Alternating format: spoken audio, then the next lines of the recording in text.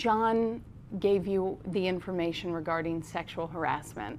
I'm going to be speaking specifically about sexual assault prevention, whether it's the initial prevention effort piece or the tertiary intervention piece after a crime has been committed, because I want to be clear about that. Sexual assault is a crime. And we have a highly responsive team who will take your needs into consideration if that has occurred. And so one of the things I wanted to share with you was, we want and encourage people to engage in prevention effort activities year-round, not just in April, the theme month. And so I've provided you with some of the activities, pictures of the activities. Maybe some of you are familiar with. It would make my day if you were. When we engage in Denim Day, this year it's going to be April 25th. So even if you do it by accident, you wear denim on that day, thank you, because you have joined your community in preventing and encouraging the prevention of sexual assault. This year, I wanted to highlight some of the significant changes that are occurring in the SHARP program. I have a new program to discuss with you. I have eligibility change as it pertains to civilians to discuss with you. And I wanted to enhance your understanding of why individuals delay reporting sexual assault, because that is more common than it is not. So first, I wanted to clear up any confusion about who you can make a restricted report of sexual assault to. There still seems to be some confusion. For instance, even when we were conducting this in the groups this week, one person said, well, you can make a restricted report of sexual assault to the commander of Toby Hanna. No, you cannot. The commander can only accept one kind of report, and that is an unrestricted report, okay? So there are two individuals and positions that here at Toby Hanna that can accept a restricted report. Does anyone want to make my Thursday and tell me either the names of the individual or the positions? Rob? I believe it's you and Eva. That's correct, Rob. So, however, if Eva and I get replaced, okay, or something wonderful happens and we're no longer here, or we get hit by a bus, whatever the circumstances, I know, I wanted to cover it all, because I would routinely say if we get hit by a bus, people didn't like that. They said, what if you win the lottery? Okay, that too. The positions are the sexual assault response coordinator or the victim advocate. That's it, and that's all. If we were a larger installation and had a medical treatment facility, then the healthcare personnel associated with the MTF, they too could accept a restricted report. We don't have that at Toby Hanna, okay? So there's only two. In terms of who can accept an unrestricted report, law enforcement, legal, chain of command, and what I hope would happen is if someone tells you that they have been sexually assaulted, that you walk them right down to Employee Services Center, okay? The differences, just to highlight this, and then we're gonna get into the new information. The difference between a restricted and an unrestricted report is this. If you are eligible to elect a restricted report, there will not be an investigation of any kind, whether it's local law enforcement or CID, NCIS. Restricted report implies you do not want an investigation.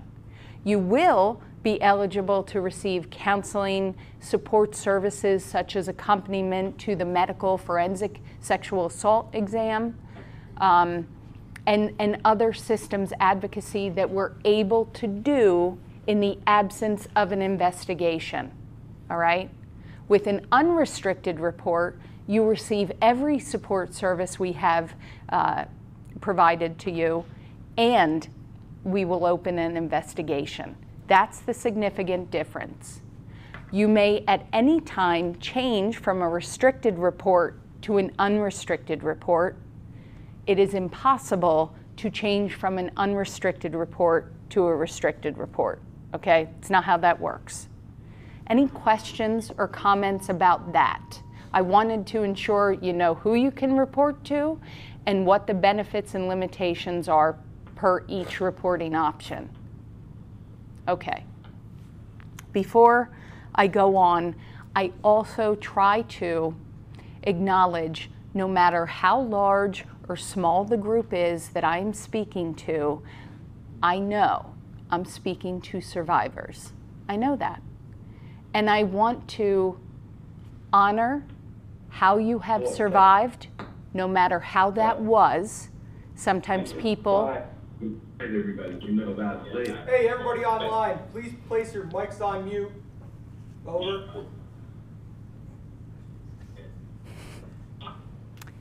I want to honor every survivor, whether I know and have confirmation or I don't. I just want to honor the fact that individuals survived, because that's what's important at the end of the day.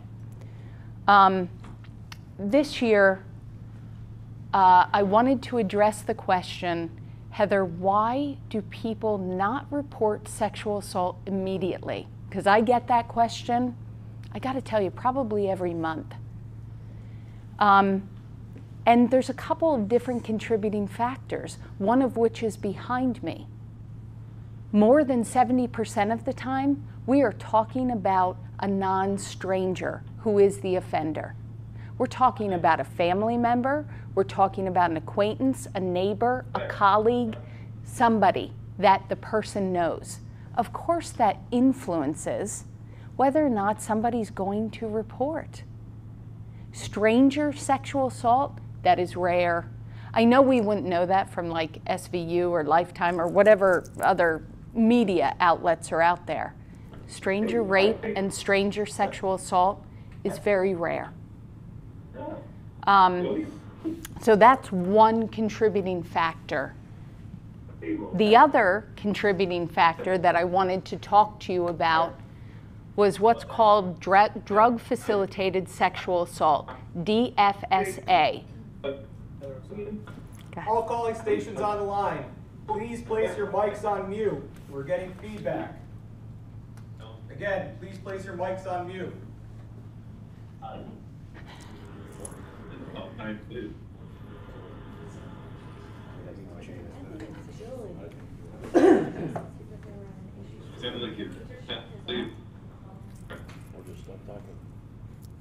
Yeah, either or. All right.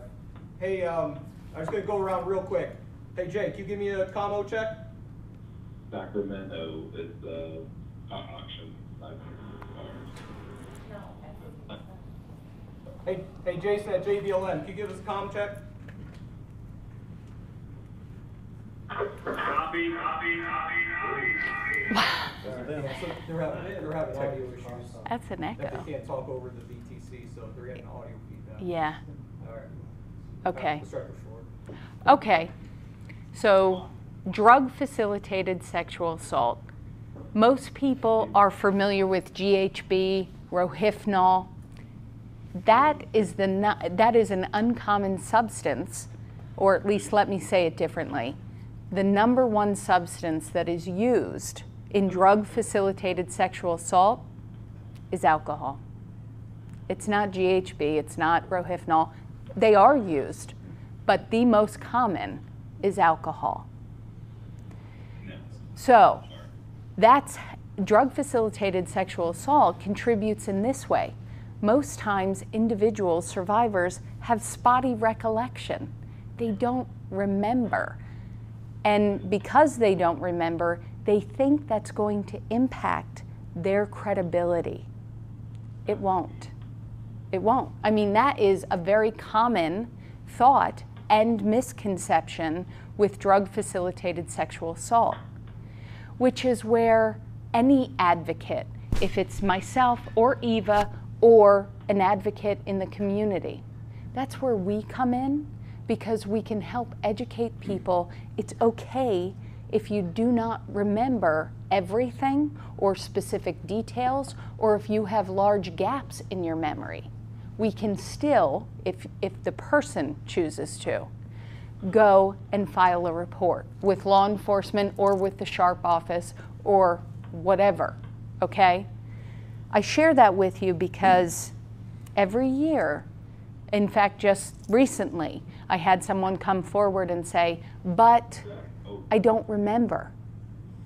I don't remember this, or I don't remember that. All I remember is this. That's okay. That's okay.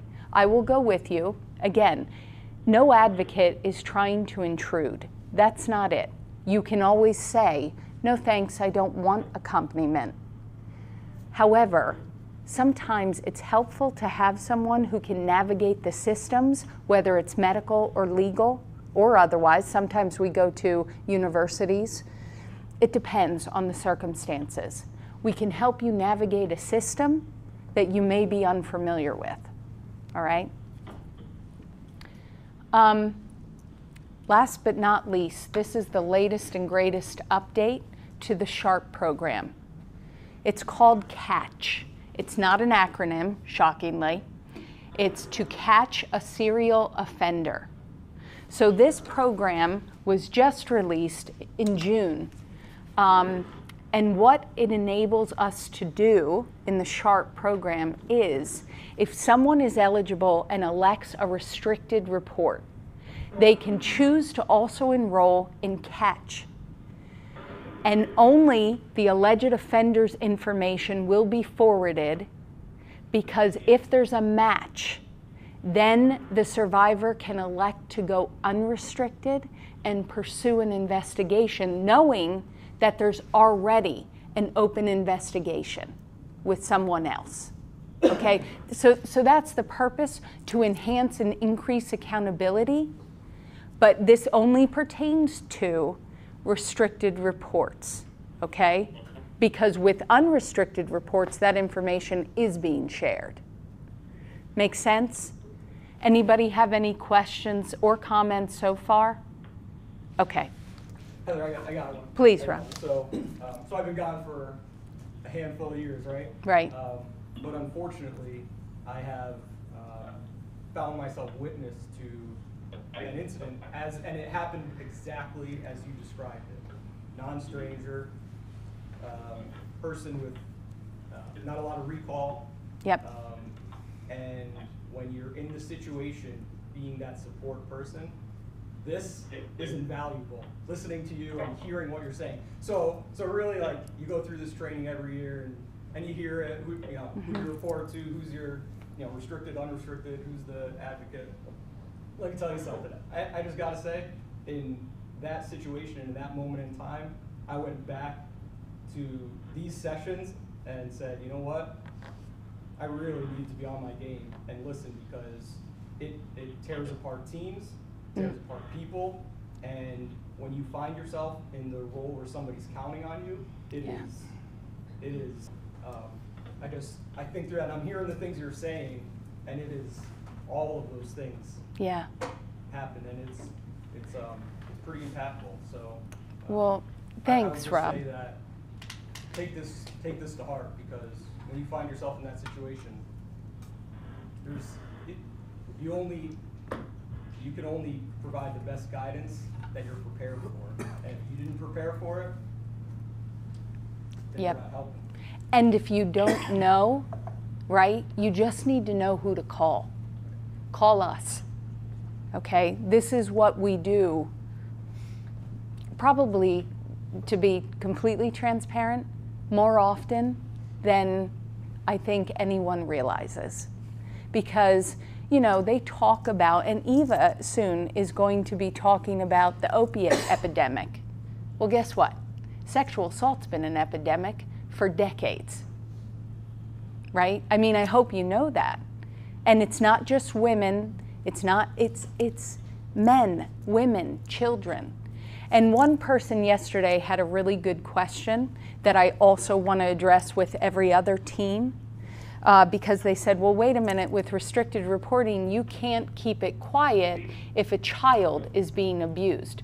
No, no, that does not fall under the SHARP program. That is a different program at Employee Service Center, and I want you to know if anyone is being sexually abused, and you hear my words different, we're not talking sexual assault, we're talking sexually abused under the age of 18, both Eva and I are mandated reporters.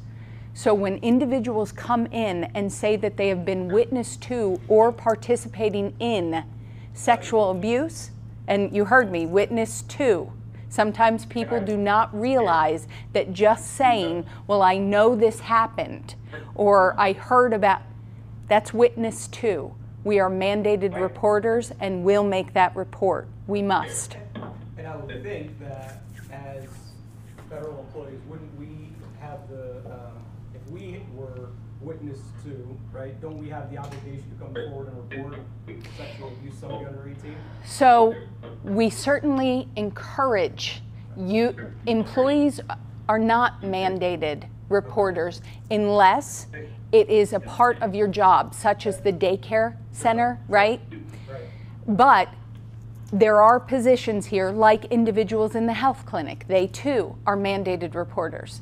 Everybody on the planet is what's called a permissive reporter, which means if you feel obligated, then do it. But you're not mandated because it's not a part of your daily performance and position, if that makes sense. But of course, I would encourage anyone to.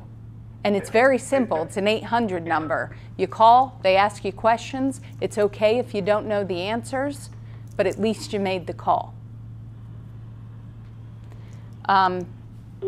So thank you. Now, Calling stations, please check your mics.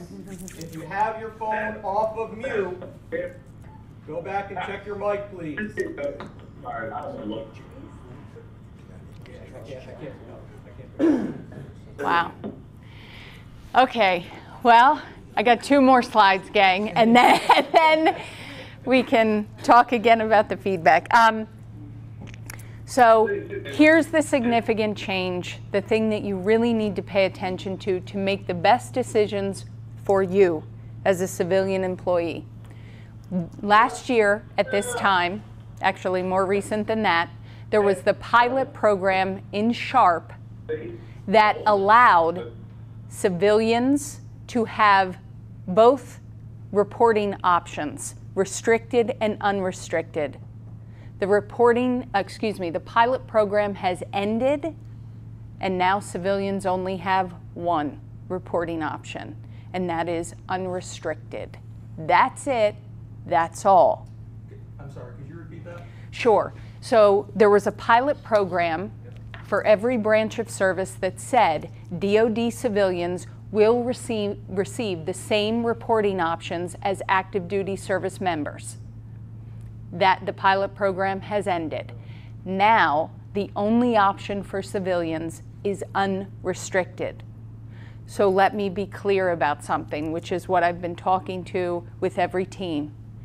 If you want services, okay, but you are uninterested in making an unrestricted report, let us know what services you need, and we will not consider it a report. Okay? Because it's important that you get what you need, not that we are opening cases against your wishes. That's what's important, but I want you to know this because if you come to our offices and you say, this incident occurred on this date with this person, you just reported a crime, and that decision will be unrestricted, okay? I want you to know that. But if you present to our offices and say, I need help, I need to know what to do if I want these services, then we'll ensure that you get the services you want and need, okay? But that is a significant change and one that I want everyone to be aware of. And please remember also that if it's someone you care about outside the gates of Tobyhanna or wherever you're at serving, we are here to assist your family members, friends, and loved ones too, okay? It does not need to be an employee at Toby Hanna. It can also be through an affiliation. We're here to help. And last, but really not least, okay, there are the 2 hotline numbers. One specific for Toby Hanna. It is answered 24/7, and trust me, DA and AMC love to check our answering capability, particularly at midnight on a Friday. Thanks. But it is answered. And we recognize sexual assault typically does not occur between the hours of 7 a.m. and 4:30. It occurs on nights and weekends. It is never a bother. It is not a burden. If somebody needs help, we want to help. Even if it means you don't want the help from Toby Hanna, because some people don't. We get it. We will provide you the resource in the community where you reside or what you prefer. And if you want to keep Toby Hanna completely separate from what's going on, then please call the DoD Safe Helpline. They too have a 24/7 capability and will be able to assist you with your questions and what resources you may need. Okay? Any questions? Yes, sir. What recourse does someone have that's falsely accused? What recourse? So let's talk about the Department of Justice statistics about the numbers of false reporting, whether it be male or female. It's less than 1%. So with those who have been falsely accused, and I'm not certain which aspect you're talking about, because sexual assault is the least reported crime, and when it's reported, it is the least to have a conviction tied to it. So maybe I just need to know, what piece are you asking about? Well, sexual assault. So if someone makes a false report, then my belief, and I have certainly seen this in the last 21 years that I've been doing this, if it's a false report, that will come out in the investigation. Does that answer your question? And if that person is found innocent, it'll be expunged from his record. Well, then there wouldn't be any record, because records pertain to convictions. Okay? Anyone else? All right. Thanks so much for your attention and your time today. I really appreciate it. And again, if you need something, there's a variety of ways to get in touch with either Eva or I. Text, call, email, walk in. Thanks.